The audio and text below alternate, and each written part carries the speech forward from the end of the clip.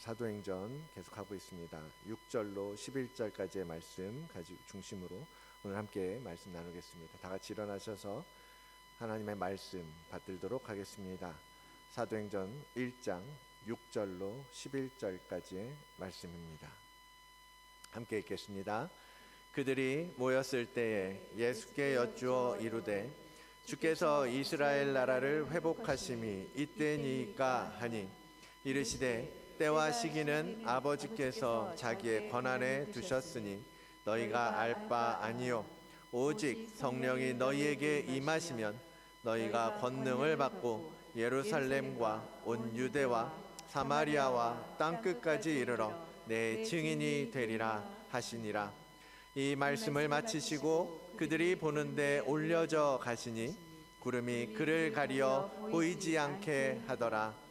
올라가실 때에 제자들이 자세히 하늘을 쳐다보고 있는데 흰옷 입은 두 사람이 그들 곁에 서서 이르되 갈릴리 사람들아 어찌하여 서서 하늘을 쳐다보느냐.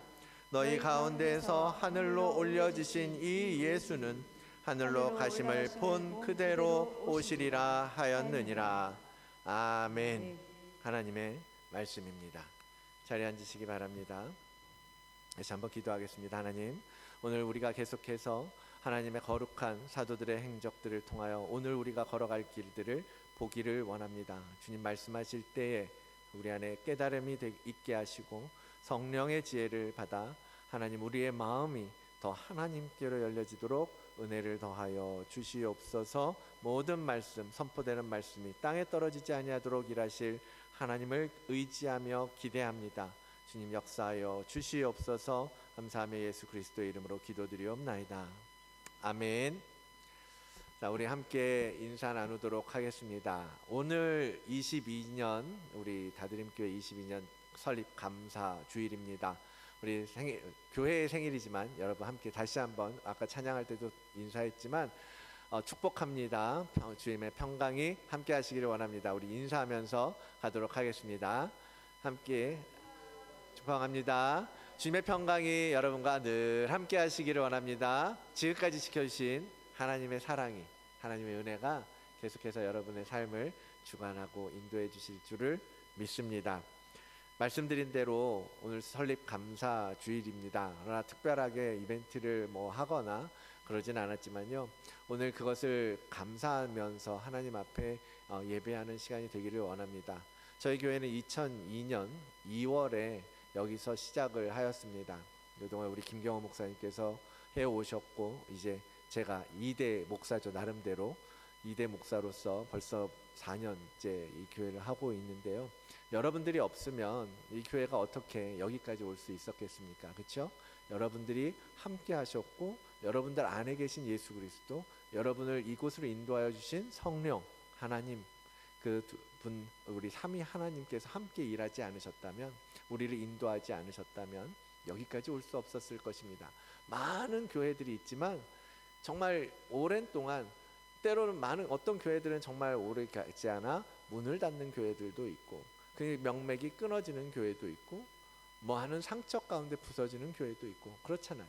그런데 하나님이 이 교회, 우리 교회를 지금까지 지켜주셨다는 것은 아직 우리에게 할 일이 있다라는 거야. 우리를 통해서, 우리 교회를 통해서 하나님께서 기대하고 원하시는 것이 있다라는 것입니다. 오늘 생일을 맞이하면서 여러분 다시 한번 우리 교회에 품으신 하나님의 뜻을 생각하시기 바라고, 그것이 무엇인지, 또 그것을 어떻게 우리가 도우며 하나님의 뜻을 성취해 나갈 것인지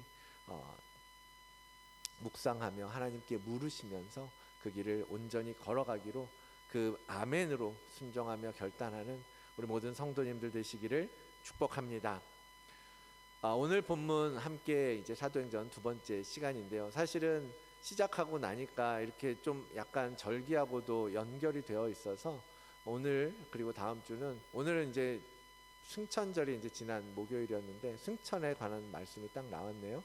승천에 관한 이야기를 나누고, 다음 주는 성령 강림주일이거든요. 성령에 대해서 또 이야기하면서 계속해서 이제 사도행전을 진행해 나아가도록 하겠습니다. 계속해서 몇 년 동안 이쯤에 제가 승천에 대해서 많이 이야기를 왔습니다. 그만큼 사실은 중요한 부분 중에 하나고, 우리가 사실은 그 많은 그 핵심들을 놓치고 있었던 부분 중에 하나라는 생각이 들어요. 그래서 다시 한번 그 부분에 대해서 함께 나누고 생각해 보려고 하는 것입니다. 사도행전의 저자가 누가라는 의사였어요. 누가가 또 지은 책이 뭐였죠? 누가복음이 그렇습니다. 그래서 누가라는 의사가 누가복음과 사도행전 두 권의 책을 기록했습니다. 그러면서 지난주에 본 것처럼 사도행전 1장 첫 부분에 보니까 내가 먼저 썼던 편지에는 어떤 내용을 썼다고 그랬어요? 예수 그리스도의 행적, 그렇죠? 예수 그리스도의 행적을 쭉 기록하면서 그 주님이 승천하셨을 때까지의 이야기를 내가 기록했다라고 이야기합니다. 그 마지막 누가복음 24장 50절로 53절의 말씀이 이제 그 승천에 대한 이야기를 쓴 부분인데요. 제가 읽어 드리도록 하겠습니다.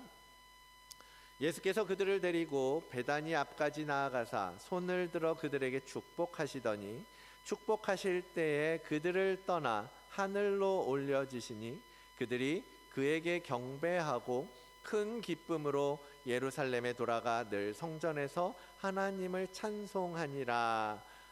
아멘. 이렇게 누가복음을 마지막을 기록하면서 마쳤단 말이죠. 간단하지만 예수님이 제자들이 보는 앞에서 하늘로 올라가시는 장면을 적으면서 누가복음을 마쳤던 것입니다. 그리고 오늘 사도행전을 다시 기록하면서 본문에서 보았던 것처럼 누가는 예수님의 승천 장면을 에서부터 출발하고 있다라는 거죠. 오늘 장면은 물론 그거보다 훨씬 구체적으로 기록하고 있습니다. 좀 더 많은 이야기를 하고 있죠. 중요한 것은 그 주님의 승천이 바로 그 두 권의 책을 연결하는 포인트라는 겁니다. 이 승천을 중심으로 누가복음, 사도행전을 연결하고 있다라는 사실이죠. 그래서 그 부분은 뭐냐면 승천을 중심으로 책이 바뀌었잖아요. 책이 바뀌었고 어떤 사건, 변화가 생겼다라는 것을 말하고자 하는 것이죠. 그래서 누가는 사도행전을 기록하면서 승천에서부터 편지를 시작하고 있다라는 것입니다. 과연 그 변화가 무엇인가?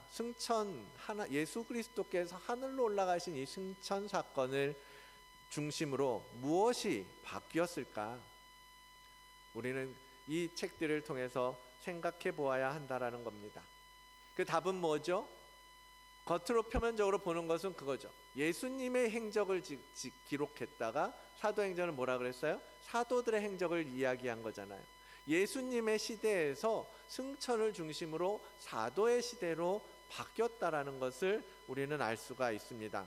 그런데 좀 더 근본적으로 말하자면 예수 그리스도의 시대에서 사도의 시대이지만 정말 근원은 뭐냐면 예수님이 실제적으로 직접적으로 행사하시고 가르치시고 사역하셨던 시대에서 이제 예수님이 계시지 않는, 예수님이 없는, 그분이 떠나고 난 후에 시대라는 정말 큰 것은 예수님이 계시냐 계시지 않냐라는 거였다는 거예요.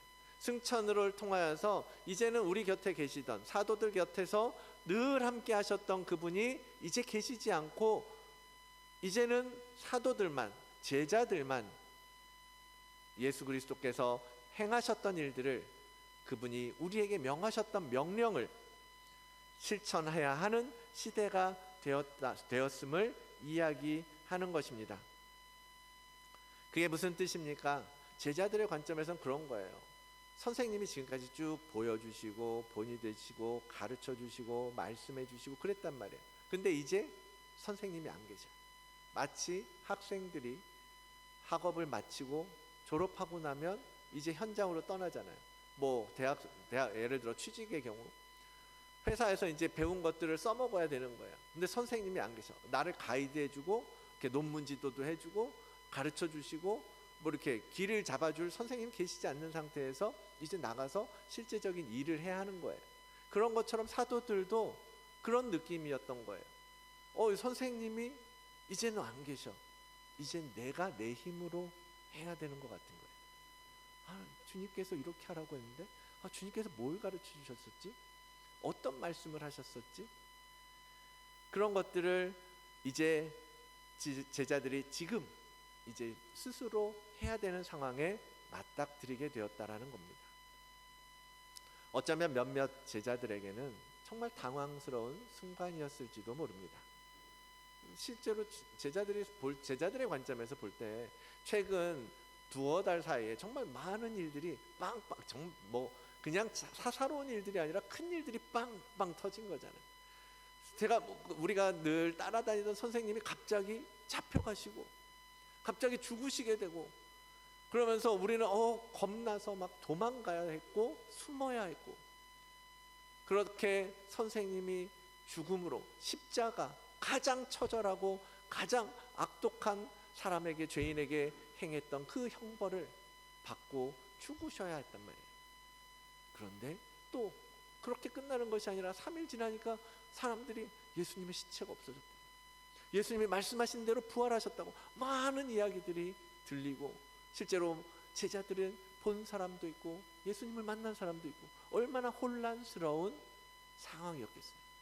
그럼에도 불구하고 예수 그리스도께서 부활 이후에 40일 동안 제자들과 함께 계시면서 그들에게 계속해서 뭘 말씀하셨어요? 하나님 나라의 일을 이야기하셨어요.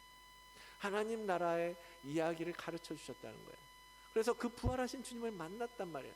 이제는 그런 충격에서 좀 벗어나는 것 같아요. 정말 예수님은 하나님의 아들이시구나. 그런 이렇게 점점 회복되어져 가는 가운데 바로 또 오늘 이 일이 일어난 거예요. 제자들 앞에서 예수님이 정말 신비한 모습으로 하늘로 올려지고 보이지 않게 되었다. 사라지셔 버린 거예요. 그러니 일부 제자들은 정말 더 큰 상실감을 경험했을 수도 있겠지요. 십자가에 죽으신 것만 해도 큰 상처였는데 지금 또 다시 한번 예수님을 보내야 했으니까 그 상실감이 얼마나 컸겠습니까? 사도행전의 제자들의 모습을 보면요, 조금 제자들이 어리둥절해하는 그런 모습으로 느껴지기도 합니다. 오늘 10절에 보니까 뭐라고 표현돼요? 올라가실 때 제자들이 하늘을 쳐다보고 있었다라는 거예요. 표현만 보면 그렇죠. 당연히 놀랐겠죠. 깜짝 놀랐겠죠. 신비로웠겠죠. 사람이 이렇게 쭉 들어 올려지는 거니까 그건 그냥 멍하니 쳐다보는 것처럼 보여요. 그렇게 기록된 것 같습니다. 그런데 사실은 여러 다른 자료들과 함께 종합해서 보면요, 그 장면을 보면서 처음에는 정말 놀란 눈으로 예수님이 승천하시는 장면을 보았을지 몰라요. 그런데 점점 그들의 심령이, 그들의 가슴이 벅차올랐다라는 거예요. 그들의 제자들의 그 주님의 모습을 보면서 제자들은 놀란 가슴이었지만 점점 기쁨으로 변화되어져 가는 것을 경험했을 것이라는 겁니다. 왜냐하면 주님께서, 제자들이 생각나는 거예요. 주님께서 말씀하셨던 많은 이야기들이 있잖아요. 그런데 하나씩 정말 이루어지고 성취되어져 가는 것을 지금 보고 있는 거예요. 주님께서 말씀하셨잖아요. 봐라, 내가 십자가를 지고 죽을 거다 말씀하셨고 3일 만에 내가 다시 살아날 것이다. 그리고 이제 아버지께로 내가 돌아갈 거다. 이런 얘기들을 계속 해오셨단 말이에요. 근데 제자들이 지금 예수 그리스도가 하늘로 올라가는 장면을 보면서 정말 주님이 말씀하셨던 대로 모든 게 이루어진 거예요. 죽으신다 그러더니 정말 죽으셨고, 3일 만에 살아나신다니 정말 살아나셨고, 이제 아버지께로 가신다고 하더니 정말 하나님께로 올라가신다라는 거예요. 그러니까 그 말씀들이 성취되어지는 것을 보면서 제자들의 마음이, 제자들이 심령이 벅찬 감격으로 변화되어져 가고 있었다라는 것입니다. 그 현장을 보면서 그들에는 어떤 기대감이 들었을까요? 왜 그들의 마음이 벅찬 감동으로 변화될 수 있었을까요? 오늘 우리 사도행전 이 앞부분에 하늘에 오르시기 직전뿐만 아니라 실제로 요한복음에서도 성령에 대해서 많이 말씀해 주셨었잖아요. 근데 4절 5절 오늘 사도행전 1장 지난주에 보았던 말씀 중에 4절 5절의 말씀을 보니까 사도와 함께 모이사 그들에게 분부하여 이르시되 예루살렘을 떠나지 말고 내게서 들은 바 아버지께서 약속하신 것을 기다리라. 요한은 물로 세례를 베풀었으나 너희는 몇 날이 못되어 성령으로 세례를 받으리라 하셨느니라. 지금 하늘에 올라가시는 예수 그리스도를 보면서 예수 그리스도께서 말씀하셨던 것이 다 이루어져 가는 것을 지금 깨닫게 되는 순간에 이 말씀이 주님께서 이렇게도 말씀하셨었는데, 그럼 그들이 기대하는 건 뭐예요? 그럼 성령께서 실제로 이제 곧 오시겠구나. 성령님은 어떤 분이실까? 성령의 세례란 무엇일까? 성령이 오시면 과연 정말 어떤 일들을 우리를 통하여 하실까? 그런 기대감에 들지 않겠습니까? 그런 것들을 기대했던 거예요. 우리 눈앞에 보이는 장면은 그것만 생각하면 그냥 내가 열심히 따라다녔던 선생님이 이제 떠나고 빈자리, 선생님이 계시지 않는 빈자리만 보이는 것 같지만, 제자들의 눈앞에 보이는 것은 그 육신의 눈으로 보는 것이 아니라 그들의 영의 눈이 뜨여지고 하나님 나라의 일이 성취되고 완성되어져 가는 것을 보는 거예요. 그러니까 그 마음에 기쁨이 차오르고 감격에 겨워하는 것을 경험하게 되는 것입니다. 그래서 누가복음에 그렇게 기록하는 거예요. 그들이 그에게 경배하고 큰 기쁨으로 예루살렘으로 돌아갔다. 여러분, 예루살렘으로 돌아가는 것이 쉬운 일이 아니었죠. 이제는 뭐예요? 모시던 선생님이 계시지 않고 이제 직접 부딪혀야 되는 거. 사람들, 수많은 유대교인들, 종교진들, 지도자들, 대제사장들, 율법교사들, 서기관들, 바리새인들, 사두개파들, 수많은 사람들이 예수 그리스도에 적대적으로 있었는데 그곳에 이제 예수님이 계시지 않는 그곳으로 돌아가야 하는 제자들의 상황은 두렵고 떨리는 일이었을 거예요. 그런데 그들은 지금 기쁨으로 돌아가고 있다라는 겁니다. 왜요? 예수 그리스도께서 말씀하셨던 말씀이 있으니까. 이젠 그것이 어떻게 그것이 실제가 되고 우리 삶 가운데, 이 땅 가운데 실제가 될 것을 믿고 있기 때문에 이제는 믿을 수밖에 없잖아요. 지금까지 말씀하신 것이 성취되는 것을 보니. 그러니 그들의 발걸음은 가벼워질 수밖에 없고 두려움 없이 예루살렘으로 돌아갈 수 있었다라는 것입니다. 주님께서 하늘에 올라가시는 것은 인간적인 눈으로는 예수 그리스도의 시대가 이제는 끝났구나, 메시아가 이제는 떠나갔구나 라는 것처럼 보이는 실망스러운 장면이었을지도 모르지만, 영의 눈으로 보면 오히려 더 벅찬 감동이 있는 순간이고, 이제는 완전하게 달라지겠구나, 변화하겠구나 라는 것을 기대할 수밖에 없는 사건이었다라는 것입니다. 그래서 그 승천을 중심으로 사도들이 복음을 썼고 많은 성경의 저자들이 그 승천에 대해서 언급하고 있는 것입니다. 사랑하는 성도 여러분, 우리가 신앙생활을 할 때에도 주님의 빈자리가 느껴질 때가 많습니다. 우리가 열심히 주님을 믿는다고 기도하고 주님을 바라고 보고 싶어하고 정말 하나님의 말씀으로 은혜를 누리고 그러면서 살아가면서도요, 때로는 주님이 계시지 않는 것 같은, 주님이 우리를 떠나신 것 같은 그러한 좌절 내지는 실망, 아니면 그 공허함, 그런 것들을 경험하게 되는 순간들도 있을 수 있다라는 겁니다. 좀 풀리나? 이젠 하나님께서 내 길 열어주시나? 그런 것 같은데 또 고난이 찾아오고 또 어려움이 닥쳐오고, 그럴 때마다 참 힘들죠. 그런데 여러분, 우리의 영의 눈을 여시기를 바랍니다. 주님께서 왜 지금 내게 응답하지 않고 계시는가? 주님께서 왜 나를 떠나신 것처럼 내가 이렇게 빈 것처럼 공허하고 마음이 힘든가? 그 부분에 대해서 우리가 생각하고 묵상하고 하나님 앞에 물으셔야 된다는 거예요. 이미 주님은 많은 부분을 우리에게 말씀하셨잖아요. 가르쳐주고 계시잖아요. 이렇게 너무나 딱 정말 책으로 이렇게 한 권에 딱 모아서 주셨잖아요. 그럼에도 불구하고 내 마음에 힘들고 어려움이 닥쳐올 때 우리는 뭐예요? 하나님께서 예수 그리스도를 통해 이루시겠다고 약속하신 그 성취하실 말씀들을 믿으시고 기다리셔야 한다라는 겁니다. 그것을 기대하면서 그것을 믿음으로써 우리가 넘어가야 한다라는 것입니다. 그래서 육신의 눈에는 주님이 보이지 않는 것처럼 느껴지지만 우리의 영의 눈을 열어달라고 기도하시고, 그 영의 눈으로 이제 하나님께서, 예수 그리스도께서 우리의 삶 가운데 이루어 가실, 성취하실 그 약속, 성령께서 오실 것이고 그 성령을 통하여서 권능을 받을 것이고, 이제 너희가 가서 제자 삼고 가르쳐 지키게 할 것까지 너희가 다 할 거야. 너희가 다 이룰 거야. 내가 너희에게 자녀의 권세를 주었다고 말하지 않으니. 이 많은 말씀들을 믿고 기대하시면서 기다리셔야 한다라는 겁니다. 그것을 보실 수 있어야 한다라는 거예요. 세상 사람들은 그걸 볼 눈이 없습니다. 그래서 그들은 늘 힘든 거예요. 그들의 얼굴은 늘 어두울 수밖에 없었던 겁니다.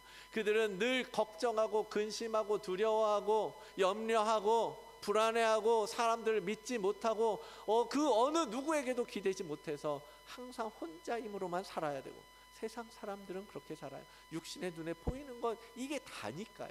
그러나 우리는 영의 사람들 아닙니까? 아멘. 우리는 영의 눈이 열려지고 이 땅에서 이루어지는 그 비하인드에서 이루어지는 영적 세계를 알고 있고, 그 영의 세계에서 누구를 중심으로, 예수 그리스도를 중심으로 이미 승리하고 담대하게 싸워 이길 수 있는 자들임을 우리는 알고 있지 않습니까? 그것을 보고 그것을 믿음으로써 지금 비록 내 육신의 눈에 보이는 것은 어둡고 침침하고 정말 흙탕물 같은, 정말 너무나 높은 파도가 닥쳐오는 바다에 홀로 있는 것 같은 느낌이겠지만, 주님은 결코 우리를 버리지 아니하시고 그 가운데에도 우리를 끝내는 하나님 나라에 앉히실 것이고 데려가실 것을 믿는 믿음으로 우리가 살아가야 되지 않겠습니까? 그것이 그리스도인이에요. 그것이 성도 아니겠습니까?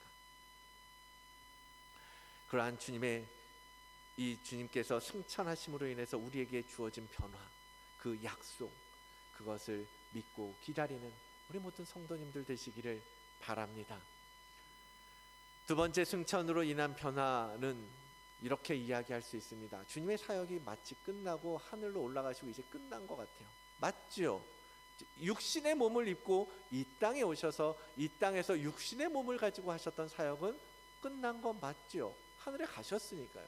다시 오실 때까지 그 일은 이제는 다시 일어나지 않을 거예요. 그런데 승천으로 인해서 주님의 사역이 끝난 것이 아니라, 승천으로 인해서 주님의 이 땅에서의 사역은 완성되었지만 이제 주님은 어디서? 아버지 하나님 곁에서 계속해서 오히려 더 큰 권능으로 그분의 사역을 이루어 가시게 되는 변화가 생긴다는 겁니다. 주님은 이 땅에 계실 때는 물론 전능하신 분이고 어디나 가실 수 있는 분이고 어떤 능력도 행하실 수 있는 분이셨지만, 우리 육신의 제한된 육신을 가진 자로서 주님은 이스라엘 지역에서 사역하고 활동할 수밖에 없었어요. 그러나 이제는 그 한계를 벗어나게 되지 않았습니까? 이제는 하늘에 올라가서 아버지 하나님 우편에 앉아서 이제는 더 넓은 영역을 보면서 전 세계를, 만물을 다스리시는 그 자리로 돌아가셨다는 거예요. 그러므로 우리에겐 더 큰 능력이 우리에게 허락되어졌다라는 것을 알 수 있지 않겠습니까? 주님은 거기서 이제는 나 이 땅에서 사역 다 했으니 쉬고 싶어요, 휴가차 하늘에 올라가신 게 아니에요. 그곳에서 더 많은 일들을 하시기 위해서 지금도 주님은 여전히 쉼없이 그의 일을 감당하고 계십니다. 거기서 어떤 일을 하고 계십니까? 먼저는 주님의 중보 사역을 이야기할 수 있습니다. 디모데전서입니다. 우리 함께 한번 읽어볼까요? 시작. 하나님은 한 분이시요 또 하나님과 사람 사이의 중보자도 한 분이시니 곧 사람이신 그리스도 예수라. 아멘. 사도 바울은 예수님이야말로 하나님과 우리 인간 사이의 진정한 참된 중보자라고 선포하고 계십니다. 말씀드렸던 것처럼 마가복음의 기록에 보면 주님은 하늘에 올라가서 어디에 계세요? 하나님 우편에 앉아 계십니다. 그리고 거기서 하나님과 우리 사이에 중보자의 일을 하신다라는 것입니다. 중보라는 말이 무슨 뜻입니까? 우리 청년들 중보의 원래 도대체 의미는 알겠지만 중보가 무슨 뜻인지 잘 모를 수도 있을 것 같아요. 중보라는 건 뭐냐면 분리되어진 둘 사이에 그 관계를 회복하는 일, 그것을 이야기해요. 하나님과 우리 사이의 중보자시라는 것은 뭐예요? 죄로 말미암아 깨어져 버린 하나님과 우리의 관계를 예수 그리스도께서 중간에서 협력하여 다시 하나가 되게 하고 화목하게 하시고 화평케 하셨다라는 것을 이야기합니다. 그것이 예수 그리스도의 중보의 사역입니다. 그래서 에베소서 2장에 이렇게 말씀하고 계시지 않습니까? 우리 이 부분도 함께 다시 한번 읽어볼까요? 에베소서 2장 14절로 16절의 말씀입니다. 함께 읽겠습니다. 그는 우리의 화평이신지라 둘로 하나를 만드사 원수된 것 곧 중간에 막힌 담을 자기 육체로 하시고 법조문으로 된 계명의 율법을 폐하셨으니 이는 이 둘로 자기 안에서 한 세 사람을 지어 화평하게 하시고 또 십자가로 이 둘을 한 몸으로 하나님과 화목하게 하려 하심이라. 아멘. 예수 그리스도의 중보 사역이 바로 그것이에요. 십자가에 올라가심으로 그가 이루신 일은 하나님과 우리 사이에 건널 수 없는 강을 연결하게 하는 일을 하신 것이고, 하나님께로 들어갈 수 있는 문이 되어주는 일을 하신 것이고, 죄로 말미암아 가까이 갈 수 없는 거룩하지 못한 타락한 우리의 영혼이 하나님 앞에 그 거룩함 앞에 설 수 있도록 우리의 모든 죄를 정결케 하신 그러한 중보자 사역을 감당하시고 다시 하늘에 오르셔서 계속해서 하나님과 우리 사이에 화평이 깨어지지 않도록 막힌 담을 허물어 가시는 일들을 하신다라는 것입니다. 이 땅에서나 하늘에서나 주님은 끊임없이 계속해서 그 일을 해 오셨던 것입니다. 그것은 오직 주님만이, 그 예수 그리스도만이 이 일을 감당할 수 있는 중보자의 자격이 있기 때문입니다. 그래서 복음에서 그렇게 얘기하는 거예요. 오직 예수님만이 구원의 길이요 생명의 문이라고 말하는 것입니다. 그 영원한 생명의 근원인 하나님과 끊어져 버린 길을, 통로를 열어주셨기 때문에요. 뿐만 아니라 하나님 곁에서 우리를 위하여 계속해서 변호인으로서, 대언자로서 일하십니다. 요한일서 2장은 이렇게 기록하고 있습니다. 나의 자녀들아, 내가 이것을 너희에게 쓰면 너희로 죄를 범하지 않게 하려 함이라. 만일 누가 죄를 범하여도 아버지 앞에서 우리에게 대언자가 있으니 곧 의로우신 예수 그리스도시니라. 우리가 죄를 범하지 않아야 되는 거 알잖아요. 그럼에도 불구하고 살다 보니까 정말 많은 죄의 유혹에 빠지게 되고, 때로는 실수하고 여전히 오늘 아침에도 나는 큰 소리치고 여기에 나와 앉아 있을 수밖에 없는 그런 죄인임을 고백할 수밖에 없지 않습니까? 그런 죄들이 있음에도 불구하고 그것을 대언자이신 예수 그리스도께서 하나님 앞에 고해 주시고 우리를 변호해 주시기 때문에 우리가 다시 하나님 앞에 설 수 있게 되었다라는 것을 지금 성경은 우리에게 말씀하고 계시는 것입니다. 예수님은 우리 편이 되어 주셔서 하나님 우편에서 앉아 계시는 것입니다. 주님은 그것을 위하여 다시 하늘로 올라가신 것입니다. 그리고 우리 바로 곁에 누굴 보내셨어요? 우리를 도우시는 성령님을 우리 마음속에 허락해 주셨어요. 보내주셨어요. 그리고 당신은 그 심판자이신 하나님 옆에서 우리 편으로서 계속해서 대언하시고 중보하시고 변호하시는 거예요. 그러니 주님이 하늘로 올라가신 일은 뭡니까? 우리에게 성령이라고 하는 더 정말 보혜사 성령, 파라클레이토스라고 말하죠. 정말 우리 곁에서 우리를 대언해 주실 성령님이 계시면서 하늘에서는 우리를 대언해 주실 예수 그리스도, 우리 편이요 어마어마한 우군을 얻은 거예요. 응원군을 얻은 거예요. 이 땅만 바라보며 살던 그 옛날의 제자들이나 지금까지 살아오는 수많은 사람들이나 오늘을 사는 우리들에게나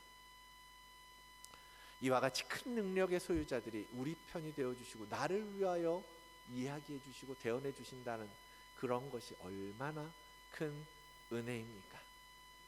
주님의 승천으로 얻은 이 변화를 힘입어서 여러분 자신 있게 담대하게 우리에게 맡겨진 새로운 사역을 열어가는 우리 모든 다드림교회 성도 여러분들 되시기를 원합니다. 또한 주님께서 두 번째 하시려는 일은 이것입니다. 우리를 예수님과 함께 하늘에 앉히시겠다라는 거예요. 자, 에베소서 2장의 그 앞부분에 이렇게 이야기하고 있습니다. 긍휼이 풍성하신 하나님이 우리를 사랑하신 그 큰 사랑을 인하여 허물로 죽은 우리를 그리스도와 함께 살리셨고 너희는 은혜로 구원을 받은 것이라 또 함께 일으키사 그리스도 예수 안에서 함께 하늘에 앉히셨느니라.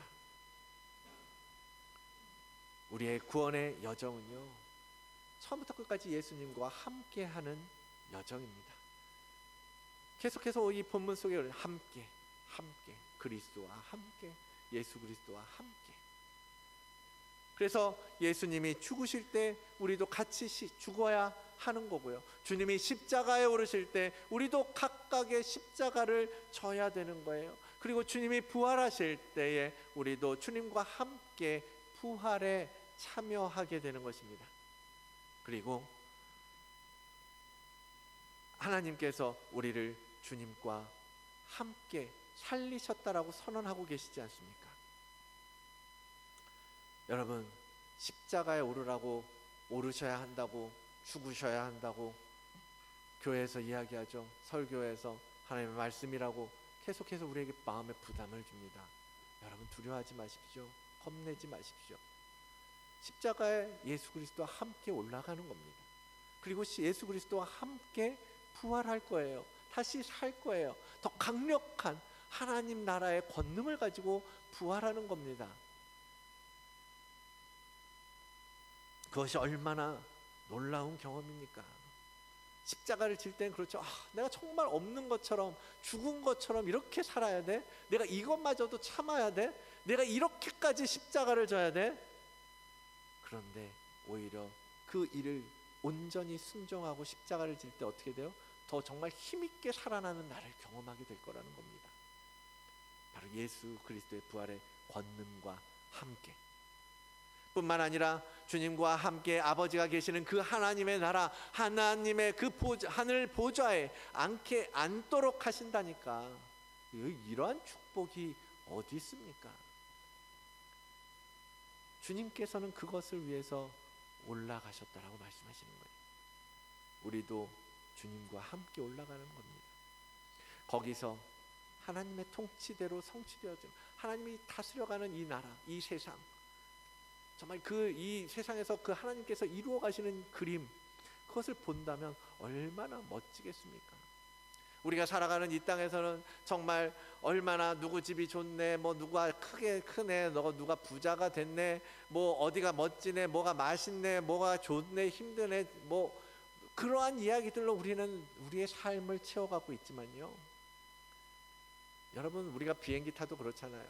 비행기 타고 올라가면 점점 올라갈수록 이렇게 근사해 보였던 집들이 요만하게 보이고, 정말 우리가 아웅다웅 살고 있던 그 삶의 현장이 사실 보니까 똑같이 별 차이가 없는 거예요.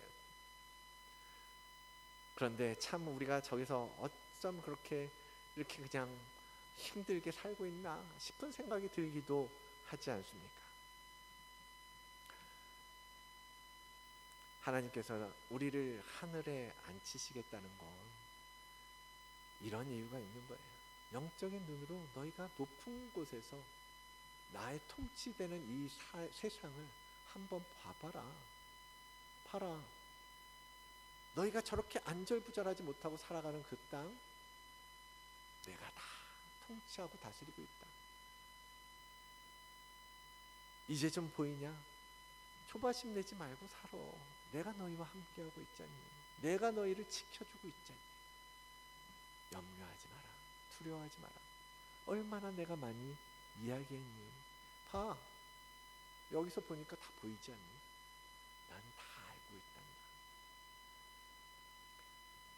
사랑하는 성도 여러분, 주님의 그 승천에 같이 올라타고 하늘에 앉아보고 싶지 않으십니까? 그렇다면 위를 바라보십시오. 위의 것을 찾으십시오. 골로새서에 이렇게 사도가 기록합니다. 그러므로 너희가 그리스도와 함께 다시 살리심을 받았으면 위의 것을 찾으라. 거기는 그리스도께서 하나님 우편에 앉아 계시느니라. 위의 것을 생각하고 땅의 것을 생각하지 말라. 우리 다시 한번 같이 읽어볼까요? 큰 소리로 함께 읽겠습니다. 그러므로 너희가 그리스도와 함께 다시 살리심을 받았으면 위의 것을 찾으라. 거기는 그리스도께서 하나님 우편에 앉아 계시느니라. 위의 것을 생각하고 땅의 것을 생각하지 말라. 아멘. 아멘이라고 여러분 답하셨습니까? 이번 주 주기도문 마지막 수요일 날 마지막 끝내면서 아멘에 대해서 얘기했거든요. 뭐라 그랬어요? 수요 예배 하신 분들 한번 대답해 보시겠어요? 여러분, 위의 것을 찾기로, 위의 것을, 땅의 것을 바라보지 않기로 지금 아멘 하셨다라는 건요, 이제 정말 내가 그렇게 살겠습니다라는 다짐과 결단인 거예요. 하나님께서 그렇게 이루어 가실 것을 믿습니다. 내가 그렇게 될 줄로 믿습니다 라는 것이 아멘이지요. 그 아멘이라는 응답 속에 네, 제가 아멘이라고 응답하고 하나님께서 그렇게 이루실 것을 믿고 저 또한 그렇게 살아가겠습니다 라는 거예요. 지금 여러분 아멘 하셨으니까 이제 위의 것만 바라보며 사시는 겁니다. 땅의 것을 찾지 마시기 바랍니다. 하나님께서, 제자들이 봤잖아요. 하늘 보다면서 떠나간 예수 그리스도가 그리워지는 게 아니라요, 다시 오실 예수 그리스도에 대한 기대감 때문에 기뻐할 수밖에 없었다니까요. 그래서 그들이 하늘을 볼 때 무슨 생각을 했겠어요? 그 이후에 힘들 때 뭘 받겠어요? 왜 하늘을 받겠어요? 주님이 올라가신 그 하늘을 보면서 주님이 다시 오심을 기대하고 기다리면 참았던 거 아닙니까? 그 주님께서 약속하셨던 것들을 기다리며 그것이 이루어지고 성취될 것을 기다리며 하늘을 보았지 않았겠습니까? 여러분, 우리도 그래야 된다는 거예요. 여러분, 우리도 그렇게 위를 보며 살아가는 존재라는 것입니다. 우리의 시민권은 하늘에 있다고 말씀하고 계시지 않습니까? 우리는 하늘에 속한 자라고 말하고 계시지 않습니까? 이제는 땅의 것을 찾는 것이 아니라 위의 것으로 만족하며 위에 계신 예수 그리스도, 우리를 위하여 지금도 충보하며 일하시고 우리와 함께 하늘에 앉게 하시기를 기뻐하시는 그 주님을 바라보며 그분과 함께 하나님의 나라를 위하여 일하는 이 땅에서의 여러분, 우리 성도의 삶이 되시기를 원합니다. 말씀을 마무리하겠습니다. 예수님은 죽으셨습니다. 그러나 부활하셨고 40일간 제자들과 함께 하시며 하나님 나라의 일을 가르치시다가 하늘에 오르셨습니다. 그 받은 육신 그대로 올라가셨습니다. 그리고 하나님 우편에 앉으사 우리를 위하여 충보하시며 우리와 함께 하늘에 앉기를 기다리십니다. 이제 하나님 우편에 계신 그 주님과 우리가 연합하여 주님의 일을 감당해야 할 것입니다. 우리는 그 최강의 응원군을 모시고 사는 자들입니다. 여러분, 우리 교회에 맡겨진 선교든 구제든 복음 전도든 어떠한 사역이든 여러분, 그 응원군을 믿고 우리와 함께 하시겠다고 약속하신 예수 그리스도, 우리에게 성령님을 보내셔서 더 깊은 하나님의 권능으로, 더 크신 하나님의 능력으로 이 사역을 감당하게 하실 것을 믿는 믿음으로 계속해서 우리 교회가 나아가야 할 길을 함께 걸어가시기를 원합니다. 그리고 여러분 한 사람 한 사람에게 임할 그 변화, 그거를 힘입어서 여러분 모두의 삶도 바뀌어지기를 원합니다. 주님을 의지해서요, 주님을 믿고 주님을 기대하고 그 성령 하나님을 바라고 사모하고, 그래서 그 보내주신 성령님과 함께 만들어갈 내일 새날, 그것을 기대하며 힘있게 기도하는 우리 모든 성도님들 되시기를 주의 이름으로 축원을 드립니다.